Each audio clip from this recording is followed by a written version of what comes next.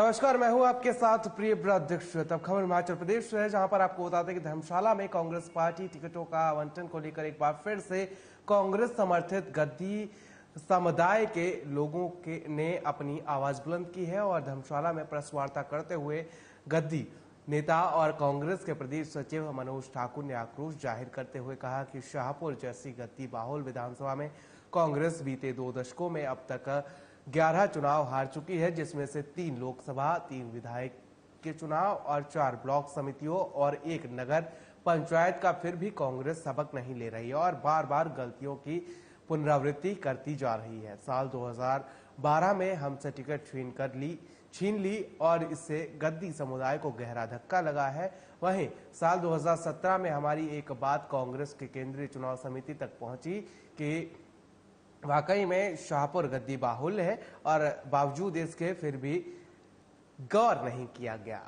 इस बार फिर पार्टी कुछ ऐसे ही करने जा रही है। अगर पार्टी को ऐसा करना है तो उसके पहले यह प्रशिक्षण शिविर भी लगवा दिया जाए कि जो कोई गद्दी नेता कांग्रेस पार्टी का चुनाव प्रचार करने अपने समुदाय के लोगों के पास जाए तो उन्हें कन्विंस कैसे करना है कि वो कांग्रेस पार्टी को वोट दें, क्योंकि बीजेपी ने गद्दी समुदाय को मान सम्मान देने में कोई कसर नहीं छोड़ी है।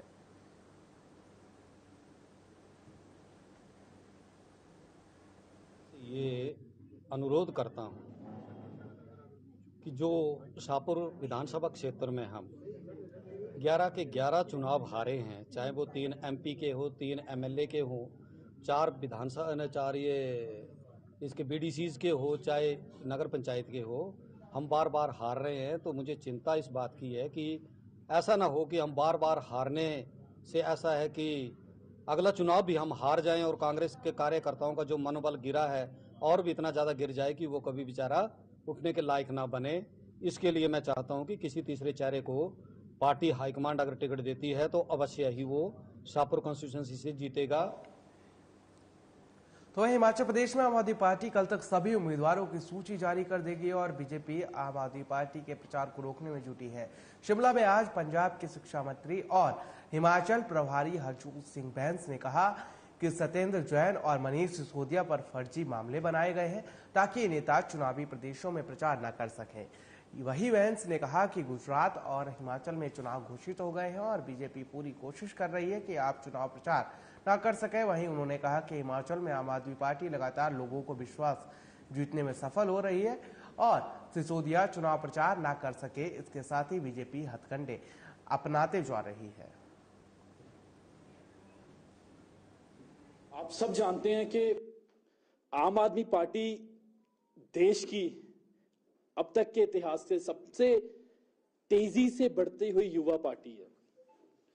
दिल्ली और पंजाब में हमारी सरकार है। पूरे देश में अरविंद केजरीवाल जी को देशवासी प्यार करते हैं, एक रोल मॉडल की तरह देखते हैं और वो चाहते हैं कि अरविंद केजरीवाल जी की सोच और आम आदमी पार्टी भारत के विभिन्न प्रदेशों तक पहुंचे। गुजरात और हिमाचल में चुनाव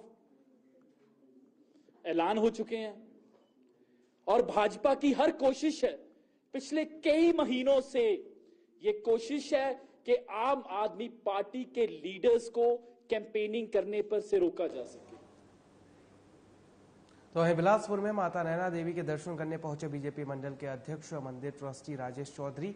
वहीं इस दौरान उन्होंने पत्रकारों से बातचीत की और आम आदमी पार्टी पर निशाना साधते हुए कहा कि पंजाब में आम आदमी पार्टी की सरकार पूरी तरीके से विफल हो चुकी है और पंजाब में भ्रष्टाचार, गुंडागर्दी का बोलबाला है और इसके अलावा नशा माफिया, खनन माफिया, शराब माफिया पूरी तरीके से सक्रिय हो चुके हैं। वहीं उन्होंने कहा कि जब पंजाब में ही आम आदमी पार्टी की ऐसी हालत है तो हिमाचल में पार्टी खाता भी नहीं खोल पाएगी। उनके क्षेत्र की सीमाएं बिलासपुर, ऊना जिले से लगती हैं और यहाँ पर पूरी तरह से माहौल बीजेपी के पक्ष में है। राजेश चौधरी ने कहा कि पूरा देश केंद्र में मोदी की सरकार में उन्नति के पथ पर अग्रसर है और हिमाचल प्रदेश जयराम ठाकुर के नेतृत्व में विकास की तमाम ऊंचाइयां छू रहा है। उन्होंने कहा कि हिमाचल प्रदेश में इतिहास बदलेगा और फिर से बीजेपी सत्ता में आएगी। पंजाब के अंदर आम आदमी पार्टी की सरकार जी बनी सी, अज पंजाब का इन्ना बुरा हाल है कि पता ही नहीं कि कोई आम आदमी पार्टी की सरकार ਜਾਂ ਕਿਸੇ ਤਰ੍ਹਾਂ ਦੀ ਵੀ ਕੋਈ ਸਰਕਾਰ ਦੀ ਵਿਵਸਥਾ ਹੈ। ਕਾਨੂੰਨ ਨਾਮ ਦੀ ਕੋਈ ਚੀਜ਼ ਨਹੀਂ ਹੈ। ਦਿਨ ਮਰਡਰ ਹੋ ਰਹੇ ਹੈ, ਨਸ਼ੇ ਦੀ ਤਸਕਰੀ ਬਹੁਤ ਜ਼ਿਆਦਾ ਵੱਧ ਗਈ ਹੈ। ਸਰਕਾਰ ਨਾਮ ਦੀ ਕੋਈ ਚੀਜ਼ ਨਹੀਂ ਹੈ। ਰੇਤ ਮਾਫੀਆ, ਸ਼ਰਾਬ ਮਾਫੀਆ, ਨਸ਼ਾ ਮਾਫੀਆ ਪੂਰੇ ਪੰਜਾਬ ਦੇ ਅੰਦਰ ਹਾਵੀ ਹੈ। ਸਰਕਾਰ ਦਾ ਬਹੁਤ ਬੁਰਾ ਹਾਲ ਹੈ। ਆਮ ਆਦਮੀ ਪਾर्टी बहुत बुरी तरह फेल हो चुकी है। इन्हों का करनी और कसनी च बहुत फर्क। तो वहीं सोलन जिले में आगामी विधानसभा चुनाव को लेकर पुलिस ने प्रबंध पुख्ता और साथ ही आपको बता दें कि इंटरस्टेट नाके भी लगाए हैं और आपको बता दें कि 1200 के करीब पुलिस और होमगार्ड के जवान सुरक्षा व्यवस्था में तैनात किए गए हैं। वहीं अतिरिक्त पुलिस अधीक्षक अजय कुमार राणा ने बताया कि विधानसभा चुनाव के लिए सोलन पुलिस ने तैयारियां शुरू कर दी हैं और आपको बता दें कि और तैयारियों को पूरा कर लिया गया है और नाकों के माध्यम से चुनावों के समय में अवैध सामान पर पुलिस की पैनी नजर रहेगी। वहीं जानकारी देते हुए अतिरिक्त पुलिस अधीक्षक अजय कुमार राणा ने बताया कि निष्पक्ष चुनाव करवाने की जिम्मेदारी 1200 से करीब जवानों पर रहेगी, जिसमें से 3 टुकड़ियां आज रात तक ही सोलन पहुंच जाएंगी।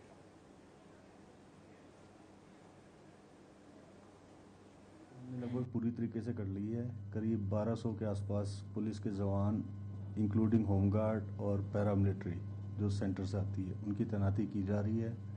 3 पैरामिलिट्री कंपनीज आज शाम को हमारे पास पहुंच जाएंगी। 7 इंटरस्टेट नाके हैं हमारे जो सारे के सारे परवाणु एरिया में पड़ते हैं, वो भी फंक्शनल हो गए हैं।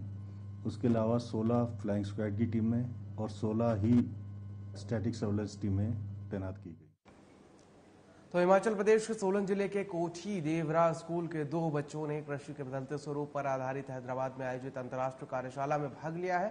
और आपको बता दें कि सेकेंड यूनाइटेड नेशनल वर्ल्ड जियो स्पैटियल इंफॉर्मेशन के बारे में आपको बता दें कि पूरे भारत में 18 स्कूलों ने भाग लिया है और वहीं 190 देशों के डेलीगेट्स ने इस प्रतियोगिता में भाग लिया है। वहीं हिमाचल का कोठी देवरा स्कूल एकमात्र स्कूल था जहां पर 13 बच्चों की टीम में से 2 छात्रों ने कृषि के बदलते स्वरूप पर अपनी प्रेजेंटेशन देकर अंतर्राष्ट्रीय स्तर पर हिमाचल का नाम रोशन किया है और हिमाचल के प्रोजेक्ट को अंतर्राष्ट्रीय स्तर पर खूब सराहा गया है।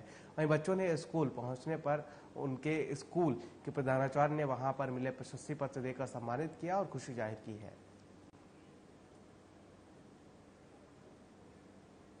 हमारे विद्यालय से हाल ही में UNWGIC कॉन्फ्रेंस में भाग लेने के लिए 2 विद्यार्थी हैदराबाद गए थे।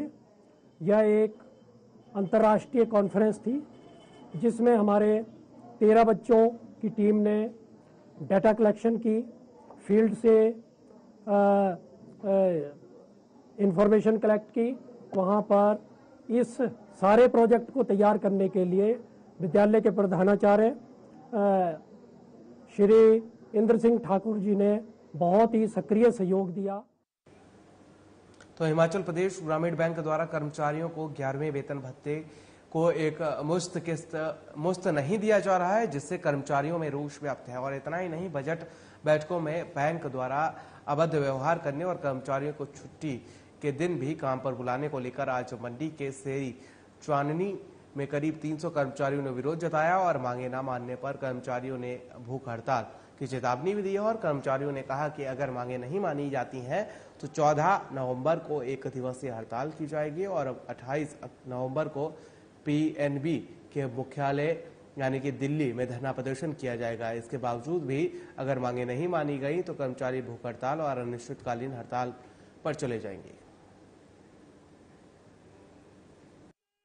हम हिमाचल प्रदेश ग्रामीण बैंक कर्मचारी संघ व हिमाचल प्रदेश ग्रामीण बैंक ऑफिसर ऑर्गेनाइजेशन की ओर से आज एक दिन का धरना प्रदर्शन कार्यक्रम करने जा रहे हैं। ये कार्यक्रम प्रबंधन की कुनीतियों के विरुद्ध हो रहा है। हाल ही में भारत सरकार द्वारा 11वें वेतन भत्तों को जारी कर दिया गया है। बावजूद इसके हमारे बैंक प्रबंधन द्वारा ये जारी एकमुश्त व इकट्ठा न दिए जाना से जो भारी रोष व्याप्त कर्मचारियों में हुआ है, उसकी वजह से आज ये सारा हजूम इकट्ठा हुआ है। हम अगर बैंक प्रबंधन मांगे नहीं मानता है तो अभी 14 नवंबर को हम एक दिन की हड़ताल करेंगे व 28 नवंबर को हम पंजाब नेशनल बैंक के मुख्य कार्यालय दिल्ली में धरना प्रदर्शन करेंगे। उसके बाद भी अगर मांगे नहीं मानी जाती हैं तो हम भूख हड़ताल अथवा अनिश्चितकालीन हड़ताल के लिए। तो उस बुलेटिन फिलहाल मेरे साथ इतना ही, मुझे दीजिए इजाजत। नमस्कार।